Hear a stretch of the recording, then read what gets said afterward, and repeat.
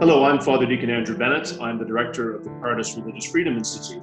On June 16th, we mark the first anniversary of the passage of Bill 21 in Quebec, known by its full title as an act respecting the laicity of the state.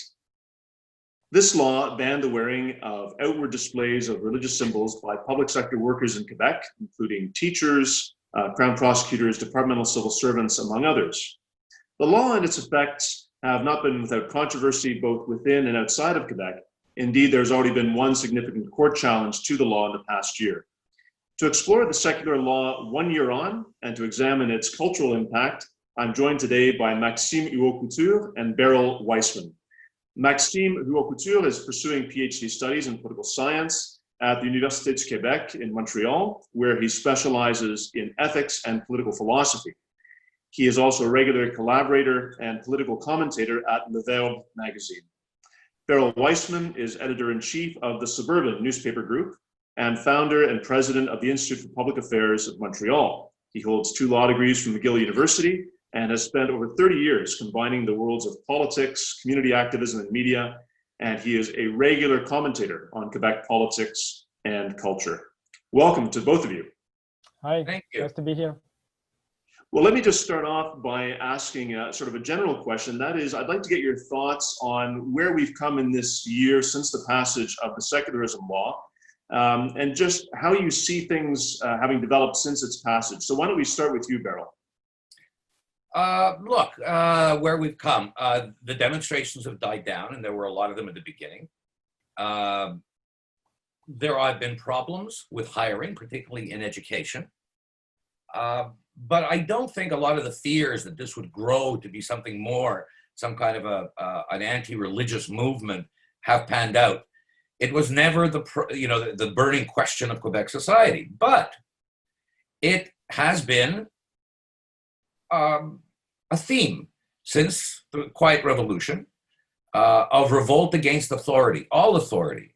And since the church was so tied in to the government, particularly during the Duplessis years, there was a reaction against it.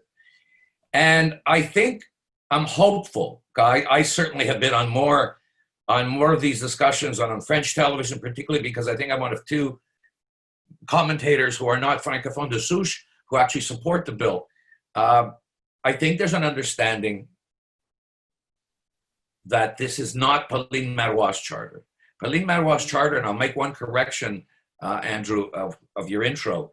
This law does not say that all civil servants cannot display religious symbols. This law says, in a tradition going back to, we've seen it in France. Everybody applauded Sarkozy's law. We saw it during Jean Jaurès. We saw James Madison, the civic administration shall take no cognizance of religion. There's 250 years of legal precedent that where the intellectual and legal framework of a society is constructed and carried out, we will have no religious effects. So this law affects where we make our laws in the legislature, where we interpret them in the courts, where we enforce them in the security apparatus, and where we form the intellectual character in public schools. It, unlike Marois' charter, and she did it to incite. She wanted exactly what she got. She wanted 30,000 ethnics marching down to Maisonneuve. She had already cut up those marches into ads, and they were being seen in the regions. She wanted to create that division. This and her law affected everybody. It affected bus drivers. It affected everybody. This law doesn't do that. And I think people are coming around to understanding it. Thanks very much, Beryl. So, Maxime, you are opposed to the law, in contrast to Beryl, and I'd like to get your thoughts on where this past year has brought us. Yeah, well, I agree with Beryl that I think the political turmoil is over now. It's behind us. It may be a bit early to judge the effects of the law right now after 1 year, but as it was planned by the government of the CAQ, I think there's not so much effect actually. So we're speaking of a few dozens of individuals who were directly affected by the law, I think, on the last year. So maybe 50 to 80, something like that. And, politically speaking, this is this is nothing. This is very few. This is nothing to contribute to movement, to an ongoing movement of contest. Yeah. Right now, I think it's not a good thing that it's becoming metal with the racism issue that many countries are addressing right now. I don't think we have to. I think it's two different questions, and it will not be useful for us to meddle both. So the law on secularism and the problem of racism in our society. So that can be dangerous, but as it is for Bill 21, I think, yeah, the law has showed that it can make itself forgotten as it was planned by the government. Yeah. So now, Maxime, Beryl referenced the sort of historical antecedents of this law, and he sort of grounded it within a particular tradition, a particular philosophical, legal, constitutional tradition. Yeah. And the passage of the law a year ago, we might say, is in some way a culmination or maybe a high point of the debate that had been underway in the province of Quebec for many years, if not decades. Again, as Beryl framed it, around the role of religion within the public square and how cultural and religious differences should be accommodated within Quebec culture and Quebec society. What is your thought about this idea? Is this law kind of is this the final word? Is this the sort of a culmination, a high point that now there's sort of a dividing line between maybe where we were, and now there's this sense that we can move forward because we clearly have in law this understanding of what the public square constitutes? What are your thoughts on that? I'm not sure it's the final word, since the derogatory clause will have to be renewed in 2 to 3 years. So the law won't be accepted from tribunals in 2 years if the CAQ is not in the government this time. I think it provided closure, that's for sure. I think the government logo was clear on that, and they were clear on their approach. I mean, they wanted to close the debate, and it was convenient to legislate at this time again. Now, hear me well, I don't think it was convenient to legislate at the time of the government Marois. I don't know if Beryl will agree, but even after the Bouchard-Taylor, the commission on religious accommodation, even after that, I don't think it was convenient to legislate. The problem was not, I think the problem was never really urgent and meaningful enough to enact new rules of conduct with legislation. But after what was a bit of a social mess with the Charter of Values, which had a very substantive approach, very ethnocultural approach, and after the charter, and after what, in my opinion, was also the mess of the bill of the 62 of the Liberals, I think it was very convenient for the CAQ to legislate. Yeah, and it provides closure. Beryl, do you think that there's closure here? Do you think there's a culmination here in the debate? No, I think it's a beginning, but I take Maxime's points, but I just want to refer to two things. So Bouchard-Taylor, I remember going to Bouchard-Taylor, and in my short presentation, I said, Professor Taylor, you taught me at McGill. Monsieur Bouchard, you're a brilliant scholar. This has been a very nice exercise. You've told Quebec what we're against. Prejudice is bad, inclusion is good, but what are we for? They couldn't answer. So I wrote a column about it. So I think this is a start. I don't think this is just about Quebec.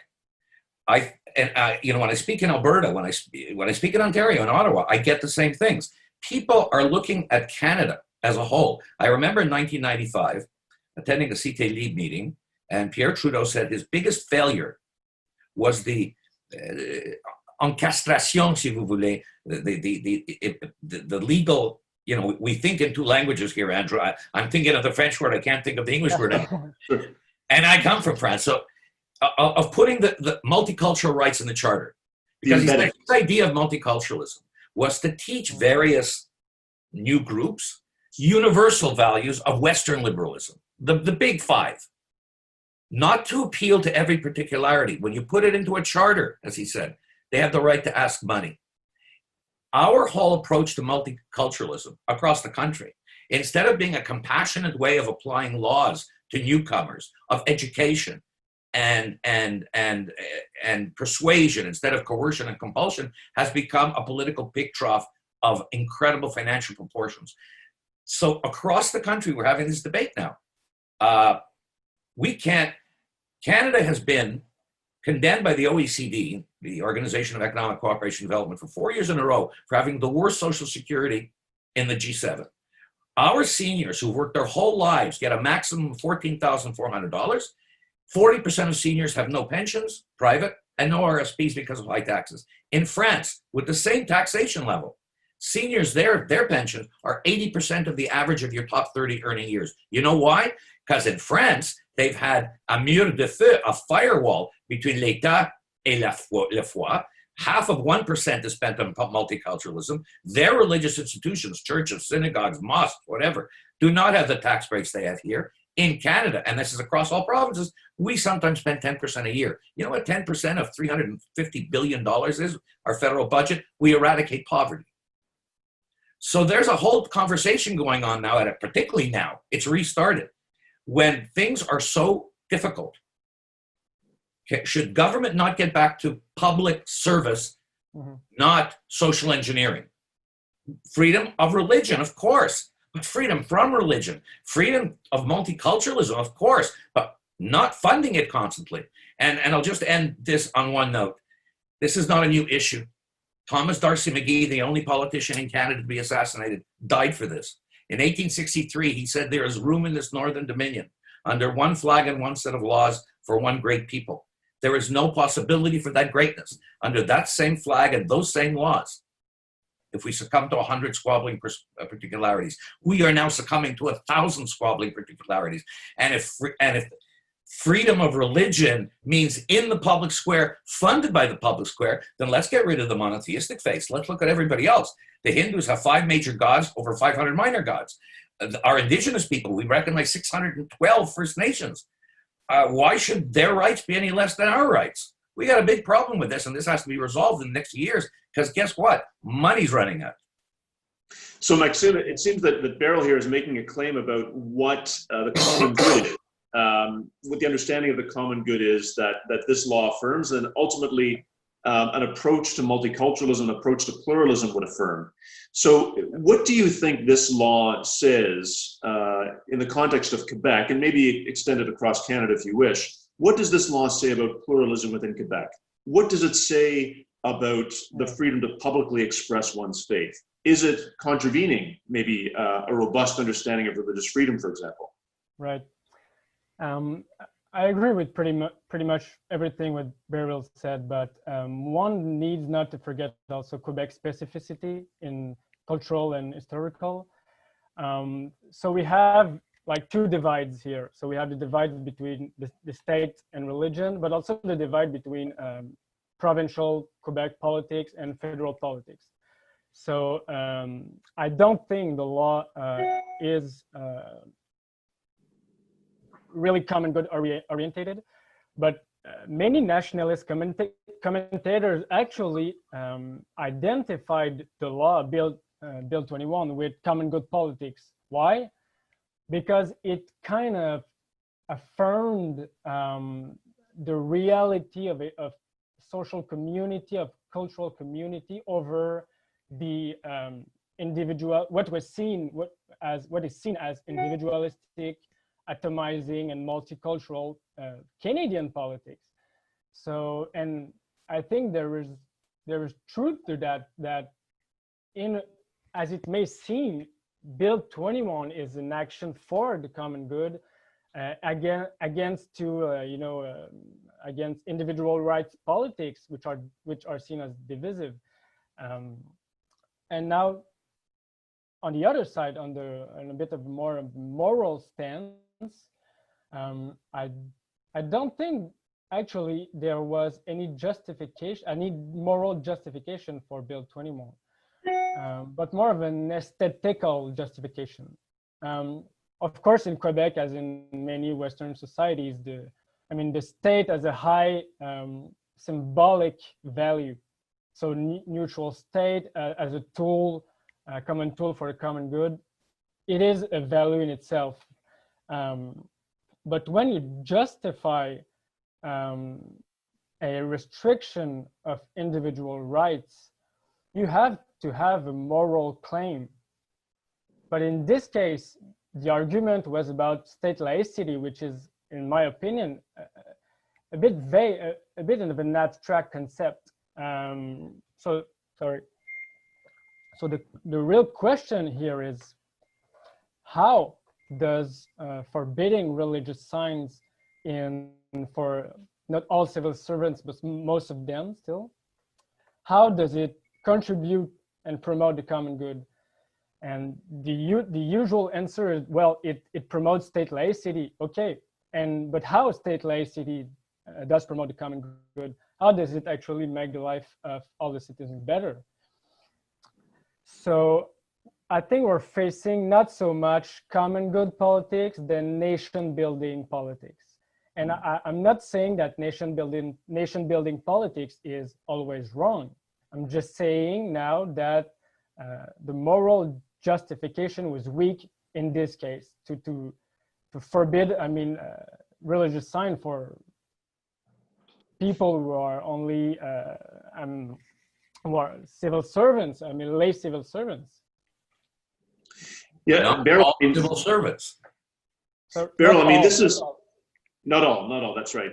Beryl, I think if Charles Taylor was joining us here, he would make the claim that he made coming out of the Taylor-Bouchard Commission, and he's stated many other times about this distinction that he makes between sort of an open secularism where you kind of have a free market of religious expression and the state is truly neutral and doesn't make any claim as to what the common good is in terms of religion.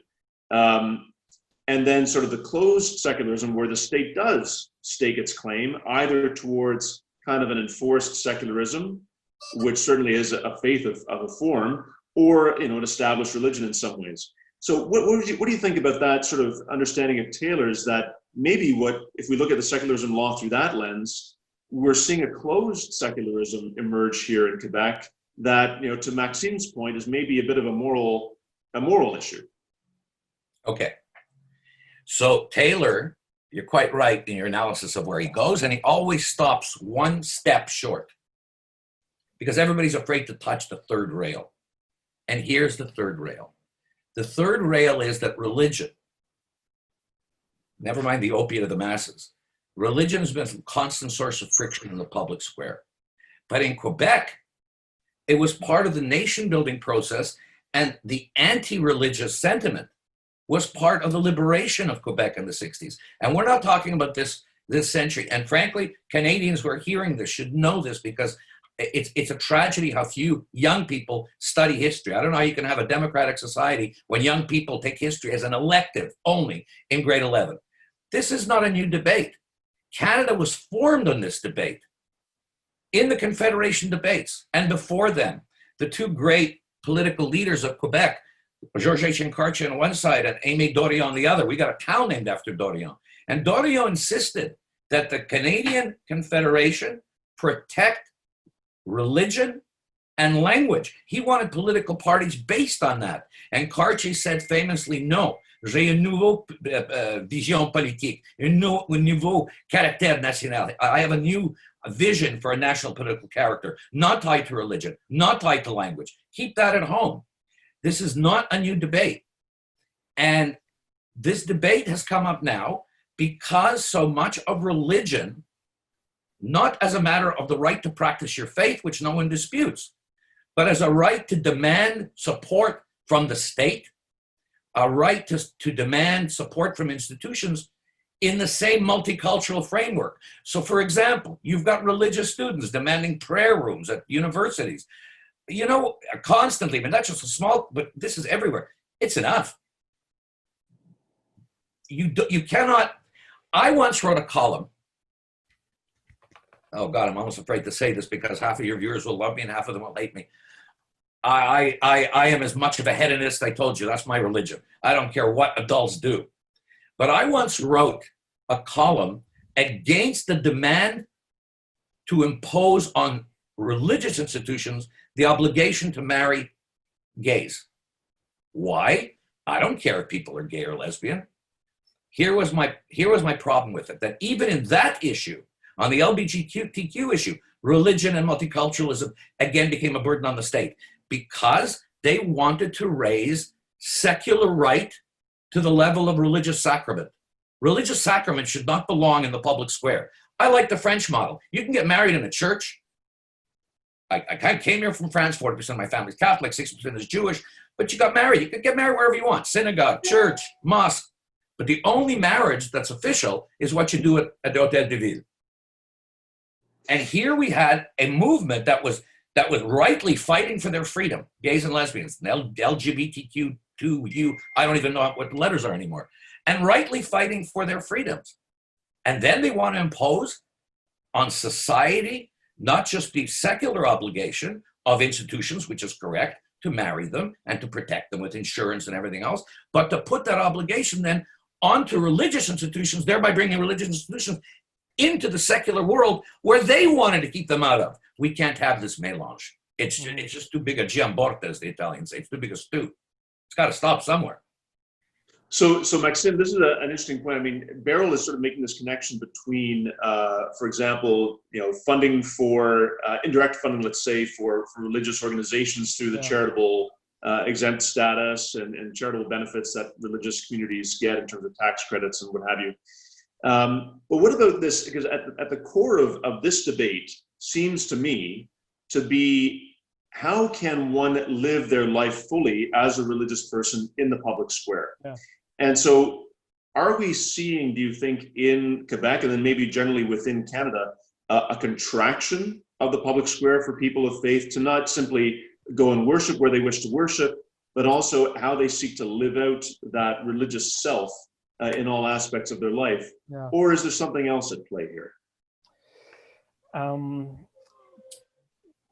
Probably we do see a bit of this contraction, but I don't think this is the main point.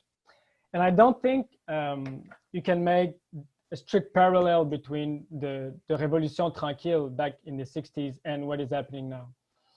Because what the state laicity is actually about at the core is authority. So who has the legitimate authority to enact laws? And at the time, I think it was the case in the 60s, the question was still, the problem actually was still that two kinds of authority and people holding a kind of religious authority seek political authority also. So what laicity is about is say, now we have to govern ourselves according to laws, and there are ways to do it without religious revelation. So we're going to, and meddling both isn't good for the common good, for public, for different reasons. So we're going to separate the authorities. So a priest doesn't have his place in the government, for example, because the priest for example, in the Catholic Church has religious authority over people, over souls in the religious theology, in Catholic theology. But now, in this case, in the case of Bill 21, we're seeing the government wanting to separate the expression of religious values of lay people from government activities. So, and we're speaking of lay people. I mean, Muslim women, Jewish men, Sikh men working for the government most of the time are not religious leaders or in their community, or at least they do not hold religious authority. So I think where the state now is exceeding a bit is vocation. So it's not neutrality anymore, because it's not about authority anymore, but more about cultural expression and everything. But if that was true, yeah, because we need to deal with facts here. I mean, Maxime, you and I, Andrew certainly, but I think you and I have theological backgrounds. Let's deal with facts, not with fiction, and not with what the Jews and the Muslims and the Christians are telling the media. Nothing in Judaism, nothing. There is no law that says a man has to have his head covered. You cover your head if you're praying, you're making a blessing, or you're studying a holy book. Mm-hmm. Nothing in Islam says that women have to have their face covered or their head covered or anything covered. It's a custom. And every Muslim cleric has said the same thing. Now, some clerics want to enforce that custom as law, and they quote the notion, which even exists in English common law and in the French civil law, that a custom can become a law by usage, but it's not religious. There is nothing in Christianity, in any one of its branches, that says that you have to wear a crucifix outside your clothes. Nothing. So this is what they want. Nobody's religious rights. You're a religious man. You know, there's a wonderful parable. Andrew's here. He likes parables. Christian Gospels are based on parables. I'll give you a parable. So a question was asked in a commentary on the Hebrew Bible. Why was why was the law? Why was the Torah, the Ten Commandments, and all the laws with it? Why was it given on the smallest mountain in Sinai when they were all headed to Jerusalem? That was the center of the world. Why give it on the most nondescript mountain in Sinai to a guy who stuttered? Moses didn't speak well; he stuttered, and only to one and in a place where people were leaving. Why not give it in a permanent place? And the answer from the rabbinic authorities was because the law, meaning religious law, rests in your heart. It's a movable tabernacle, is the expression. So nobody, you know, yes, Jerusalem is important to the Jews and Rome is important to the Catholics. I get it. And Mecca to the Muslims. But there is an overriding principle in monotheistic faiths that we are the vessels, what we carry inside of us. All three monotheistic faiths have basically the same thing. Do not do to your neighbor what you don't know, you know, what is hateful to you. You want to see the social justice part of the Old Testament? It's Jesus' Sermon on the Mount. You don't need any symbols to understand the Sermon on the Mount. You either carry it inside you or you don't. And if we're not capable of carrying faith inside of us, and I told Andrew the other day when we were talking a story about Father Daniel Berrigan once gave a speech, and he said, faith is sometimes in your head, more often in your heart, but always where your ass is. And what he meant by that was, you have to get out there. You have to live your faith. This was a day before he was leading a protest, an anti-poverty protest. So nothing. People may like it. Jews may want to wear a kippah, and a Muslim woman may want to wear a hijab. But you're going into the public square to represent, how do politicians like to say it? I'm not a liberal. I'm not a conservative. I represent all Canadians. Okay, you put yourself up. I would have gone further in Bill 21. I would have gone and said, you want to stand for public office? Take off all your gear, because you're representing everybody. And one final point, and history is important here, and Maxime, you alluded to it, with the role of the church in Quebec in politics. And I'm not talking about the fact that the church ran education and ran hospitals before the Révolution Tranquille. I'm going back to the 1930s. So Duplessis makes a deal with the church, a political deal. The church, I forgot which archbishop, Charbonneau, I think, demands a crucifix in the assembly. We never had a crucifix in the National Assembly until 1936. Suddenly, boom, there it is above the speaker's chair. And I remember speaking to somebody in Premier Legault's office, and I said, if you want Bill 21 to have any moral legitimacy, to use your phrase, I said, take down the crucifix, start with your own backyard. The cross of Mount Royal has historical reasons. Cartier put up a cross. De Maisonneuve put up a cross. The cross in the assembly was a political deal. So Legault's assistant told me, wait 1 week. 1 week later, and I have to credit him with this. Premier Legault deserves a lot of credit for this. He introduced a motion to remove the cross. It was unanimously accepted in the assembly, and the cross came down. That's symbolically important. If we're talking about making everybody comfortable, à l'aise in our society, that symbolism, just like the words of political leaders, are important. Practice your faith by all means. Don't impose it. But I want to come back to Maxime and on one point that Beryl raises here. Is it a question of someone adhering to a particular enforceable teaching that, you know, you must wear a kippah or you must wear a cross? Or, I mean, in the case of Sikhs who are members of the Khalsa, you do have to wear a turban.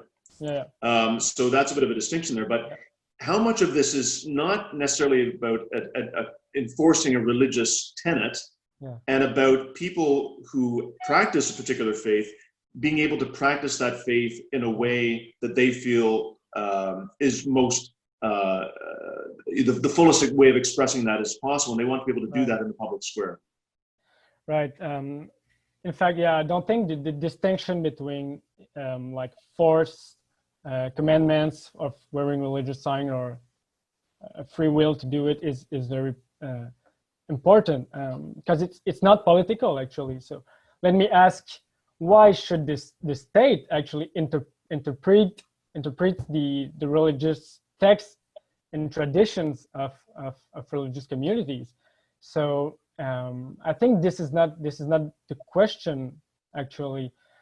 Of course, there is a difficulty because the state has this double status as a tool for common governance, so neutral, like only a tool, but also a kind of figuration and representation of all of the community. So in this second case, the state must let people express their values and their belief if they comply with the law. So I don't see why a civil servant wearing hijab or anything else who comply with the law, who does his work effectively, should not have beliefs, since the state is also a way to express all the beliefs in the community and under an equality under the law. And let me give you an example. So I defend the religious freedom to wear signs in the public sphere and in our jobs as teacher and civil servants. But one thing that I would forbid is actually wearing the niqab or the burqa, and not only in government bodies or in exchange of governmental services, but actually in all the public sphere. And some countries did legislate in that way to just ban the full covering of the face with the niqab or the burqa. And why? Because there is a political argument and a moral argument for this ban, and it may go that way, that covering one's face actually hides your identity, and so you kind of neglect your responsibility as a citizen. So I don't want to show myself to other citizens, so I don't want to assume responsibility of citizenship, and that is an overly anti-political act, and for me non-moral act, because the face is so important for common citizenship and a common good. So in this case you have an argument, but in the case of expressing beliefs under the law, under the code of the different codes of conduct, and I don't think, maybe I may be wrong, but I don't think in the history of our administration there are so much complaints of religious civil servants not doing their duty, trying to share their religious beliefs. But again, the law doesn't apply to civil servants. This law is specific. Yes, a teacher's a civil servant. A teacher also shapes young minds. I don't mind getting religion out of the classroom. In 1954, when they appointed the first Jewish judge in Quebec, Harry Badshaw, the brother of Manny Badshaw, Badshaw Youth Services, he had one request of Premier Duplessis: move the cross that was always above the judge's chair. So Duplessis politically couldn't get rid of him in the courtroom, so they moved it over the front door of the courtroom. But it's interesting you should bring up the moral question of the face covering, Maxime, because yesterday, Bernard-Henri Lévy gave a 1,000-person global webinar. Some can't get used to saying that word. And he said, and it was about masks, actually. It was about COVID. But he had this wonderful quote that I'm just looking at my Facebook page that I put up. He said, human beings are social animals. And an important part of that socialization, intellectual and emotional, is to see each other with naked faces. Without that, we wither and dry up. Now, look, I said before I would have gone further. I would have said, you want to run for public office, take off your kippah, take off your hijab. Prejudice, for example, language laws, I have argued, are prejudicial and discriminatory because they target specific groups. Bill 21 targets everybody. Now, what would be prejudicial in the public square or the political square? Let's say you had a Jewish guy elected as an MNA. And I say Jewish guy because Muslims don't have the problem of Muslim men don't have the problem of overt symbols. So a Jewish guy gets elected and he's got a kippah. He's got to take off the kippah to go into the assembly. I have no problem with that. But let's say he wanted to go out of the assembly for his 10-minute afternoon prayer. Jews pray 3 times a day, Muslims pray 5 times. Yeah. If somebody made a rule saying he couldn't go out of the public square, meaning out of the Assemblée Nationale, to do his prayer, that's prejudicial. But we're not there. That's not what people are saying. Just saying, like, leave us alone. We've got enough regulations. We don't want more battles between religious groups. Do your religion. You know, we're doing so much accommodating to everybody. A nation that stands for nothing will fall for anything. We got to stop accommodating. But how do we draw the distinction between sort of religion in the private sphere and religion in the public sphere? This seems to be at the core of a lot of this debate, is that, you know, people who choose to live their religion in a particular way that is in keeping with a religious tradition, maybe it's not specific to a particular doctrine or teaching, but they're living within a tradition, that they want to be authentically themselves privately and publicly. And the argument that by being fully themselves in the public square, by wearing symbols of their faith, that this is actually enriching the pluralism that we have, not diminishing it or causing people to be disquieted or whatever you might sort of see. So I think some people that are arguing against the law seem to see this as being discriminatory about people living out this sort of public manifestation of their faith. Maxime, is that do you think that's a fair critique, or is it maybe going a bridge too far?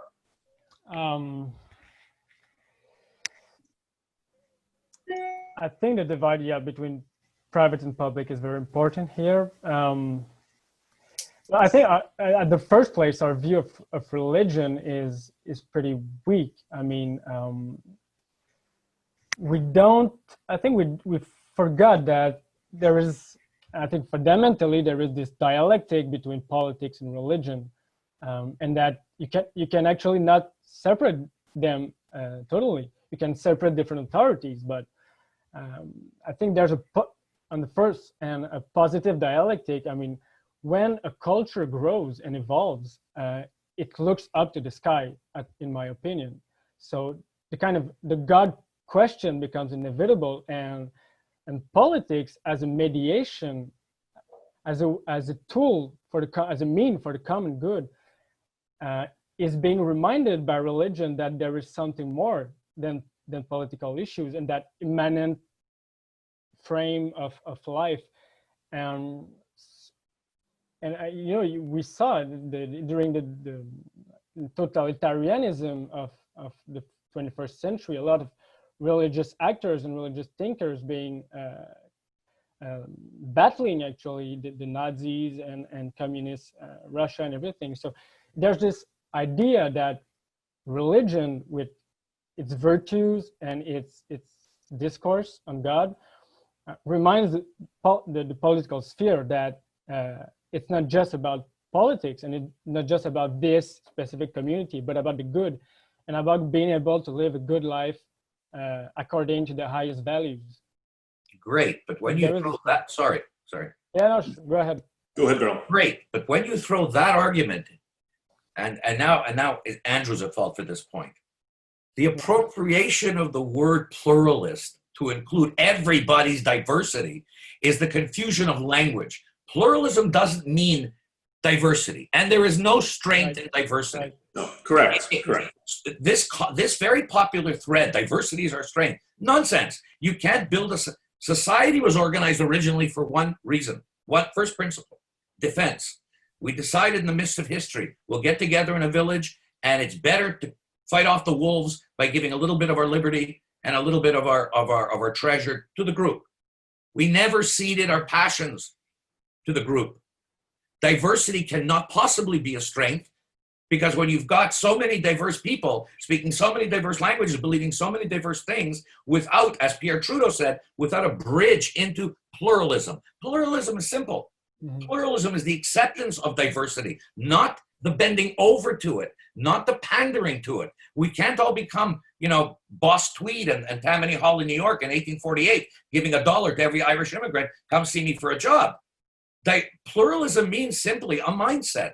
We believe, and we tell every immigrant this, or we should, we believe in freedom of expression. We believe in freedom of assembly. We believe in equality before the law. This is pluralism. Pluralism doesn't mean, oh, by the way, in all these equalities, we're going to make 1,972 exceptions to make sure that nobody's offended. You know what? Life is offensive. Fight for what you believe. Engage in the public square. But don't demand that the state protect you from pain. Life is pain. Mm-hmm. Use what you said, Maxime. Use the idea of God, of something greater than what we're doing here. And by the way, I'm not an atheist, but I don't think my idea of a supreme being is necessarily a Santa Claus God or a teddy bear God. And I'm okay with that. It could be a gang boss. I'm fine with that. It could be, but teach people that, yes, we will be patient with your views. And in this country, you can do whatever you want. What you cannot do is demand that everybody fund it, subsidize it, and bow down to every little problem. Yeah. A small thing. And I got shit for this also from the Jewish community. Yeah. Because I didn't support their opposition to Bill 21, but a small thing. So that we have a suburb in Montreal, it's a very small suburb, 8,000 people, heavily Jewish, and the mayor passed a bylaw, or got a bylaw passed, or made a regulation that on Jewish high holy days, the contractor should stop. There shouldn't be noise. No lawnmowers, no bricklayers, no. So remember the French media, as a joke, told everybody, go through this place, et klaxonner. And he happened to be a friend of mine. And I defended him. Why did I defend him? Not just because he didn't mean anything bad. He's not an anti-Semite. Because the Jewish mayor of that suburb was wrong. Yeah. That's not pluralism, Andrew. Yeah. Imposing an exception for one group. I don't care if 5% of that town was other religions. You have to apply the same thing to the others. And how the hell do you run a society? Absolutely. Sure, agreed. Let me say something. Yeah. Yep. Let me say something. I agree with you, Beryl. But precisely, political participation in the government is not any demand. It's not like asking for, I don't know, accommodation on the street or on the relationship with the police and stuff. I mean, it's to be able to serve as a teacher, as a policeman, as a government official is not any demand. I think it's part of the pluralism you're talking about. The real pluralism, which is a pluralism not of appearance and not an aesthetic pluralism, like everybody's opinion or everybody's way of doing or of looking. But you know what? We'll debate this a little bit, Andrew. You know what? Go ahead. Italian expression, love enters through the eyes. The image, l'optique. I was once interviewed by the New York Times on l'optique. I don't know why, but so I asked the reporter. He said, because in Quebec, politics is a national sport. Et l'optique, the optics is everything. Optics matter. A picture is worth 1,000 words. It matters, but it's not. I think the political is about the here before. It's about the ear. It's about listening. It's about deliberating. It's about arguments. And you're right that in our type of democracy, the eye is very important because we kind of have this democracy of the public, as we call it, like only kind of a passive public looking at the show of politics, but real politics is about arguments and about conducts and laws you're giving yourself. So if someone wearing religious symbol, which comply with the law, do his or her job well, well, why not? I think the state actually is showing weakness by forbidding religious signs. Because when you have a strong state, a strong authority, people are respecting your laws, religious people will respect, the common values and the common goal of good policies. So I don't see how religion will actually get meddled in public affairs if you have a strong state and strong authority. So I think right now, the state of Quebec is confessing a bit of a weakness, and we have to remind to remember that when at the beginning of the accommodement raisonnable debates and polemics and the Bouchard-Taylor, actually the nationalist sentiments and separatist sentiment were at historical low. True.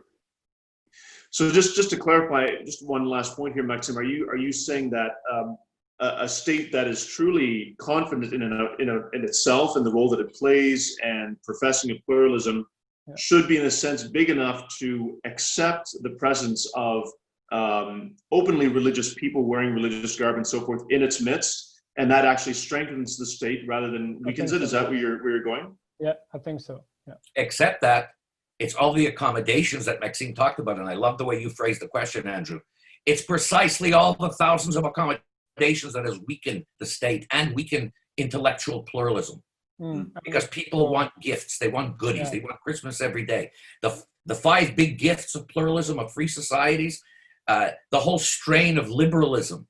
You know, we like liberal society. People forget why we have the philosophy of liberalism, from Spinoza to Locke to Rousseau to Jefferson. So Spinoza is called the father of liberalism. But what was liberalism? The philosophy of liberalism was get off our backs. Everybody get off our backs. Church, get off our backs. The state. What did Jefferson say about the tree of liberty has to be refreshed with the blood of patriots? And if you don't like your government, attack it. They wanted liberty. But what drove Spinoza to leave Amsterdam and go to Paris? He was Jewish, wealthy family, because he saw in his own great synagogue of Amsterdam, the Sephardic Jews were making rules that the European Ashkenazi Jews couldn't sit, for example, further than 10 rows in the back. They couldn't have certain jobs in their own community. So he stood up and he denounced the prejudice of a Jew against another Jew. For that, he was excommunicated. Yeah. He went to Paris and he started writing. And that was the beginning of liberalism. Get off our backs. Right. Right, but Spinoza. There's a wonderful book. I suggest everybody who hears this reads it. Maxime knows it. 1938. It's called La Peur. Just wanted to say that Spinoza was not a Democrat. I mean, there's debates. Spinoza was not a Democrat. There's debates about it, but Maxime, you're right. I'm not foursquare a Democrat. As Churchill said, it's the worst system except for all the others. Yeah. Any 5-minute conversation with the average citizen will convince you of that. I mean, it's what we got. Yeah. I don't mind enlightened princes. I don't mind that at all. Machiavelli did, It's okay. I wouldn't have minded living in the Medici time. You do a lot of good behind the scenes. I'm an activist, and I can promise you that the hundreds of thousands of people that I've helped has been more the result of people behind the scenes, people with money, people with certain powers, than the public who want things done for them. And after you do something for them, within 10 minutes, say, what have you done for me in the past 3 minutes? So, let's not get into democracy here, because my time to sort of wrap us up here with one last question, and I want to get just sort of a minute from you both. And that is, there have been a lot of commentators outside of Quebec and the rest of Canada who've been very critical of the law because they embrace maybe a view that's different from yours, Beryl, about multiculturalism and the nature of religious freedom. That this is these undue restrictions on people who want to wear outward signs of their faith. Does the rest of Canada have a voice in this debate or not? You're asking me? I'm asking both of you. Go ahead, Beryl. Yeah, frankly, I'd like to see the rest of Canada. I think I've made my comments clear. I'd like to see the rest of Canada become less accommodationalist. It's enough. It's really, really enough. We're defining ourselves by who we're giving up chunks of what we are. We are part, first, of the family, of the small family of Western liberal nations that believes in pluralism, that respects the 5 freedoms. And tens of thousands of our people, of our citizens have died for that. That is what we are, first of all. We're not diversity through strength. We're not this wonderful, come here and do whatever you want here, and we'll fund you. This is nonsense. It's a recipe for suicide, and It's disrespectful of those who came before and on whose shoulders we stand. You know that in Quebec, more people from Quebec were soldiers in World War I and World War II per capita than America was? And what? Suddenly, that's it. So we're going to have everybody come here, impose whatever the hell they want, take money because Mr. Parizeau gave $7 day daycare, and Mr. Parizeau gave this and that, and demand from us not only their money, but to accommodate every single particularity. No. Maxime. Quickly, I think, good collaboration between provinces could entail critics and, friendly reproaches, but I don't think the federal government should express its view on this. Yeah, quickly, since the federal government is the creation of the provinces, and I don't think it's good for it to meddle in cultural affairs of the provinces. Well, I want to thank you both very much for your insights today. It was a very wide-ranging conversation across politics and philosophy with a little hit of theology here and there. I think that it shows that the business of living together and sharing a common life together can be quite messy. But we do live in a democracy, thanks be to God, and these conversations are important. And the Cardis Religious Freedom Institute and Cardis likes to sort of stand at the middle of them. And so I'm very grateful to both of you today. Thanks for your time, and I look forward to engaging in the future. Well, thank you. This has been a great conversation. This really, it opened up some gray cells. And remember, Andrew, I don't know who said it, democracy is messy. It's supposed to be messy. Yeah, it's unfortunate that too many young people think it all has to be set like a perfect idealistic. Yeah. Thanks to both. Maxime. Maxime, un plaisir de vous rencontrer. Au revoir. Au revoir. Merci encore.